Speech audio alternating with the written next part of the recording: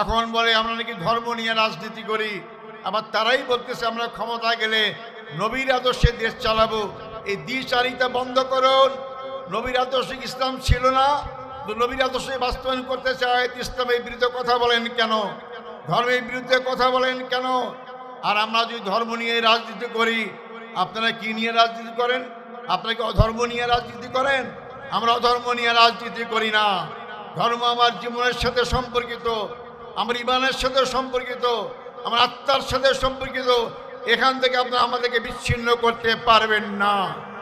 দানের শীষের নামে যারা আজকে আপনাদের কাছে ভোট চাচ্ছেন, তারা বাংলাদেশের জনগণের কাছে সাদাবাজ হিসাবে চিহ্নিত হয়েছে। এই সাদাবাজদেরকে আপনারা কি আর ভোট দিতে রাজি আছেন?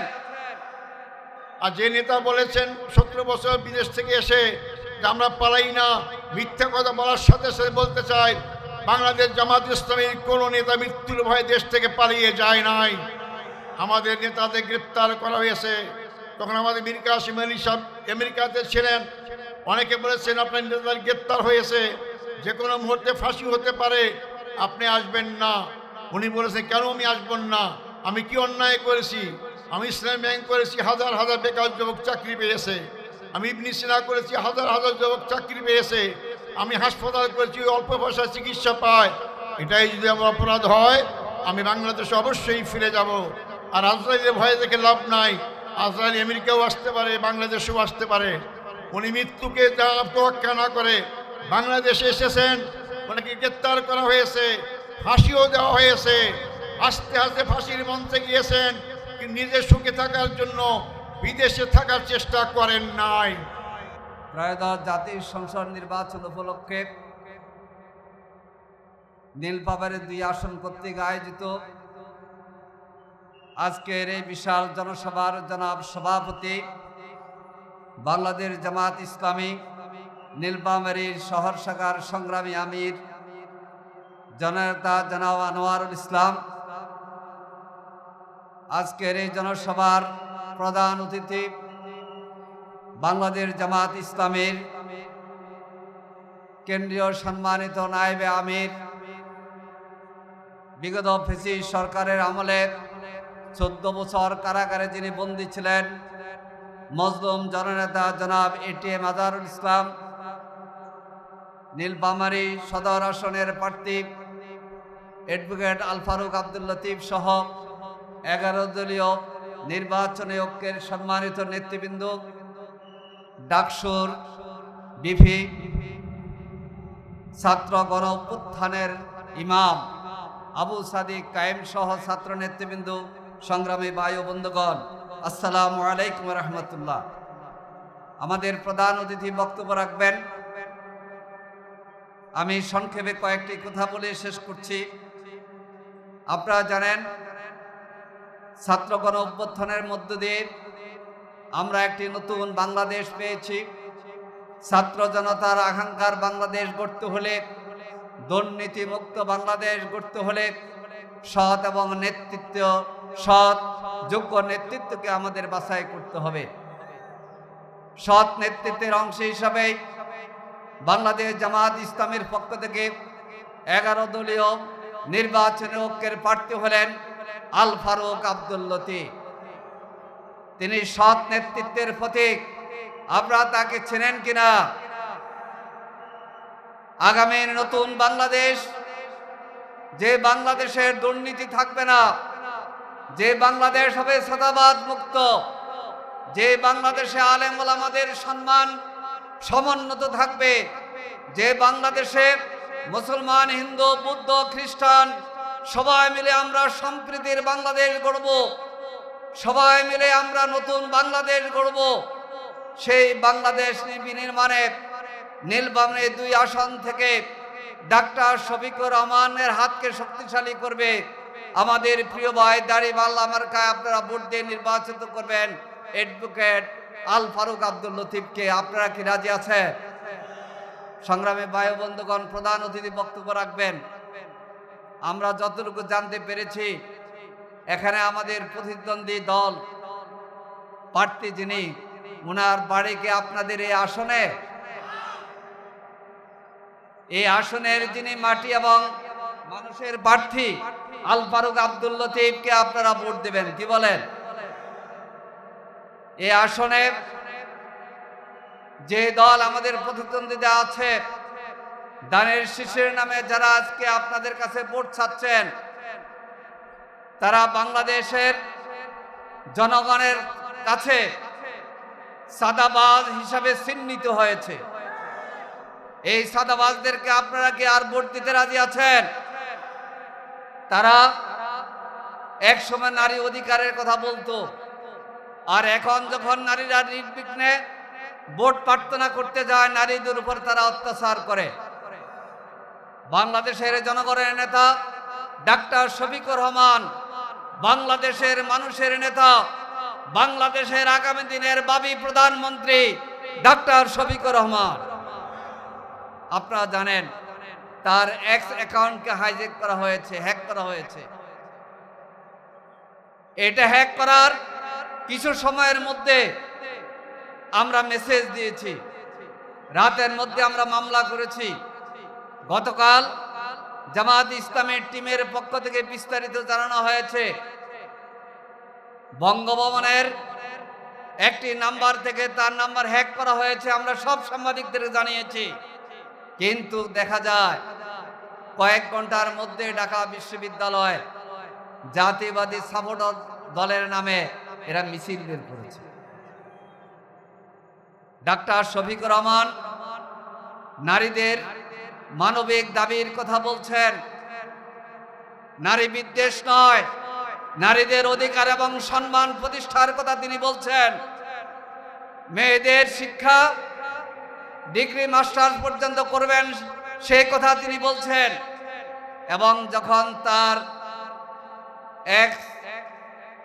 যেই অ্যাকাউন্ট হ্যাক করা হয়েছে, ওই সময় তিনি ঢাকার সাভারে নির্বাচনী জনসভায় বক্তৃতা করতেছিলেন, এবং সেই জনসভায় জাতীয় নাগরিক পার্টি এনসিপির ঢাকা 18, ঢাকা 19 এবং ঢাকা 20 দুইজন প্রার্থী, নারী প্রার্থী, তাদের হাতে তিনি এনসিপির মার্কা তুলে দিয়েছিলেন। তাহলে ডাক্তার শফিকুর রহমান কি করে হ্যাক করে আবার উল্টা মেসেজ দিতে পারে নারী বিদ্বেষী? এটা হচ্ছে একটা ষড়যন্ত্র। এই ষড়যন্ত্র ধরা পড়ে গিয়েছে। এই ষড়যন্ত্রের সাথে কারা কারা জড়িত এটা আমরা চিহ্নিত করতে পেরেছি। আসুন, আগামী দিনের ইনসাফের বাংলাদেশ, আগামী দিনে বৈষম্য মুক্ত বাংলাদেশ, আগামী দিনে জুলাই যোদ্ধাদের বাংলাদেশ, আগামী দিনে ইসলামের বাংলাদেশ, আগামী দিনে কোরআনের বাংলাদেশ, আগামী দিনে হিন্দু, বৌদ্ধ, খ্রিস্টান সকল মিলে সম্প্রীতির বাংলাদেশ গড়তে হলে ডাক্তার শফিকুর রহমানের নেতৃত্বে নতুন সরকার গঠন করতে হবে। সেজন্য 12 ফেব্রুয়ারি নির্বাচনে নীলফামারীর 4টি আসনে ইনশাআল্লাহ দাঁড়িপাল্লাকে ভোট দেওয়ার জন্য আপনারা সর্বাত্মক চেষ্টা করবেন। এই 2 নম্বর আসনে আল ফারুক আব্দুল লতিফ ভাইকে দাঁড়িপাল্লা মার্কা ভোট দিয়ে নির্বাচিত করবেন ইনশাআল্লাহ। আসুন, আগামী দিনের বাংলাদেশ হবে আমাদের সবাইকে মিলে, এবং জুলাই যোদ্ধাদের আকাঙ্ক্ষা আমরা বাস্তবায়ন করব। বৈষম্য মুক্ত বাংলাদেশ করব, সুদ ঘুষ মুক্ত বাংলাদেশ হবে। কোরআনের আলোকে ইসলামের বিধান ক্রমশ কায়েম করার বাংলাদেশ আমরা গড়ে তুলব। সকল মানুষকে নাগরিক হিসাবে তাদেরকে বিশ্বাস করে এবং তাদের পরিচয় ধারণ করে সকল মানুষের জন্য আমরা কাজ করব। আল ফারুক আব্দুল লতিফ ভাইকে নির্বাচিত করার আহ্বান জানিয়ে আমার বক্তব্য এখানে শেষ করছি। আল্লাহ হাফেজ। বাংলাদেশ জিন্দাবাদ। 12 ফেব্রুয়ারির মার্কা কি? আরো জোরে, ইনসাফের মার্কা ইনশাআল্লাহ, ফারুক ভাইয়ের মার্কা, ডাক্তার শফিকুর রহমানের মার্কা, জামাত ইসলামের মার্কা, এবং 11 দলীয় নির্বাচনে ঐক্যের মার্কা। উত্তরবঙ্গের কৃতি সন্তান, বিশিষ্ট ইসলামী চিন্তাবিদ, ইসলামী আন্দোলনের বীর সিপাহসালার জনাব এটিএম আজহারুল ইসলাম, জনাব এটিএম আজহারুল ইসলাম।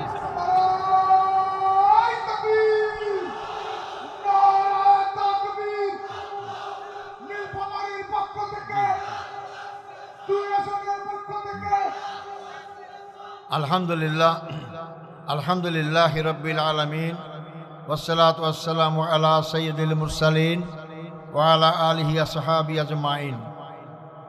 আজকে নীলফামারী সদর জামাত কর্তৃক আয়োজিত বিশাল জনসভার সম্মানিত সভাপতি, মঞ্চে উপবিষ্ট 11 দলীয় নির্বাচন ঐক্যের নেতৃবৃন্দ, সাংবাদিক বন্ধুগণ, উপস্থিত এলাকাবাসী ভাই ও বন্ধুগণ, আসসালামু আলাইকুম রহমতুল্লাহি ওয়া বারাকাতুহু।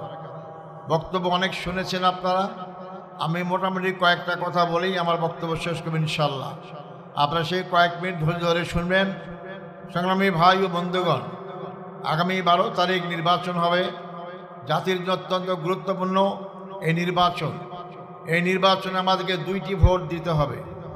একটি মার্কা দাঁড়িপাল্লা মার্কায়, আর একটি দেশকে সামনের দিকে এগিয়ে নেওয়ার জন্য হার পক্ষে ভোট দিতে হবে। আমরা বাংলাদেশকে একটা সুন্দর বাংলাদেশ গড়ে তুলতে চাই। এই বাংলাদেশকে একটা দুর্নীতিমুক্ত রাষ্ট্র কায়েম করতে চাই, একটা ইনসাফ ভিত্তিক রাষ্ট্র কায়েম করতে চাই, সকলের বসবাসযোগ্য আমরা রাষ্ট্র কায়েম করতে চাই। সকল ধর্ম, বর্ণ, লিঙ্গ সবাই যেন সমান অধিকার নিয়ে বেঁচে থাকতে পারে, সেই রকম বাংলাদেশ আমরা গড়তে চাই। আমরা বাংলাদেশের গণতন্ত্র 54 বছরে বিকশিত হতে দেখিনি। তো অনেকগুলো কারণের মধ্যে পরিবারতন্ত্র দিয়ে গণতন্ত্র বিকশিত হয় না। আমরা চাই মেধাতন্ত্র। মেধা যোগ্যতা যার থাকবে সেই দলের নেতৃত্ব দেবে, সেই দেশ এবং জাতির নেতৃত্ব দেবে। তাই পরিবারতন্ত্র আমাদের অবসান ঘটাতে হবে। এই পরিবারতন্ত্র দিয়ে এই দেশের জনগণের কোনো কল্যাণ হয় নাই। সংগ্রামী ভাই বন্ধুগণ, বাংলাদেশের সম্পদের কোনো অভাব নাই। আমাদের সম্পদের অভাব থাকলে গত 16 বছরে 27 লক্ষ কোটি টাকা বিদেশে পাচার হতো না। এই এত টাকা একটা গরিব দেশে থাকে না। আমাদের দেশটাই গরিব নয়, সম্পদের অভাব নেই। আমাদের অভাব সব নেতৃত্বের, যোগ্যতা সম্পন্ন নেতৃত্বের। আজকে দুর্নীতিপরায়ণ নেতৃত্ব 54 বছর দেশ শাসন করেছে, দেশের অর্থনীতিকে ধ্বংস করে দিয়েছে। বিগত সরকার সমস্ত ব্যাংকগুলোকে লুটপাট করেছে। আজকে অনেক অফিসের কর্মচারীদেরকে বেতন দেওয়ার সুযোগ হচ্ছে না। তাই বাংলাদেশ জামাত ইসলামী 11 দলীয় নির্বাচন ঐক্য যে আমরা করেছি, যদি আপনাদের জনগণের ভোট পাই, আল্লাহ যদি আমাদের প্রতি রহম করেন, যদি আমরা আগামী 12 তারিখ নির্বাচনের পর দেশ সেবার সুযোগ পাই, সর্বপ্রথম আমরা বাংলাদেশের দুর্নীতি বন্ধ করব। বাংলাদেশের দুর্নীতি বন্ধ করলেই অর্ধেকের বেশি সমস্যার সমাধান হয়ে যাবে ইনশাআল্লাহ। আমরা দুর্নীতি করি না, দুর্নীতি করব না, দুর্নীতি করতে কাউকে আমরা দেব না। বাংলাদেশের দুর্নীতি বন্ধ করলেই দেশ শুধু সিঙ্গাপুর নয়, এর চেয়ে অনেক উন্নত হবে। আমার দেশের গরিব মানুষরা তার ছোট্ট টুকরো জমি বিক্রি করে তার সন্তানকে বিদেশে পাঠায় টাকা ইনকাম করার জন্য।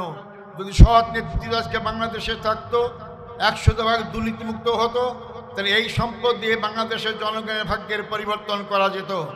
আমার দেশের সন্তানদেরকে চাকরির জন্য বিদেশে যেতে হতো না, বিদেশি লোকরাই আমার দেশে চাকরি করতে আসতো। সংগ্রামী ভাই বন্ধুগণ, আমরা দ্বিতীয় যে কাজ করব, মুসলিম প্রধান এই দেশে আমরা জাকাতের আইন চালু করব। আমরা জানি যদি প্রতি বছর জাকাত আদায় করা যায় ঠিকভাবে, 50,000 কোটি টাকা জাকাত আদায় করা সম্ভব। এই 2টি কাজ করেই বাংলাদেশের জনগণের ভাগ্যের পরিবর্তন হবে।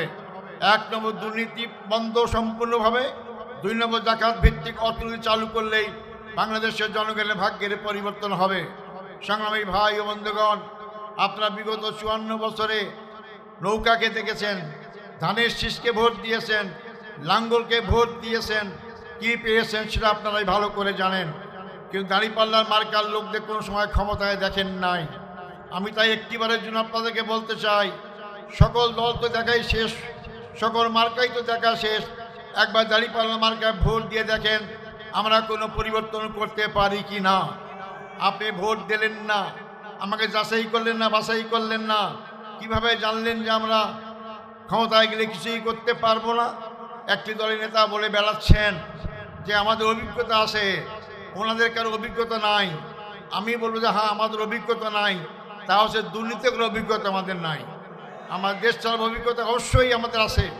2001 সাল থেকে 2006 সাল পর্যন্ত খালেদা জিয়ার নেতৃত্বে বাংলাদেশে যে সরকার কায়েম ছিল, আমাদের 2 জন মন্ত্রী সেখানে 3টা মন্ত্রণালয় চালিয়েছেন। দুনিয়াবাসী জানে ভালো করে আমাদের 6 সালে ক্ষমতা থেকে সরে আসার পর সমস্ত রাজনৈতিক দলের নেতাদেরকে দুর্নীতি মামলা দেওয়া হয়েছিল, তারা সাজা খেটেছেন। কিন্তু বাংলাদেশ জামাত ইসলামী 2 মন্ত্রী 3 মন্ত্রণালয়ের 1টি টাকাও দুর্নীতির প্রমাণ করতে কেউ পারে নাই।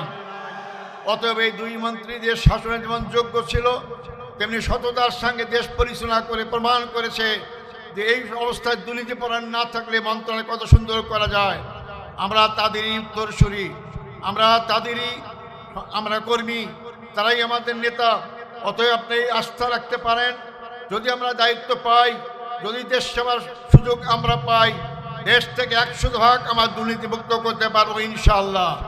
সংগ্রামী ভাই বন্ধুগণ, জামাত ইসলামী বাংলাদেশের জনগণের দল।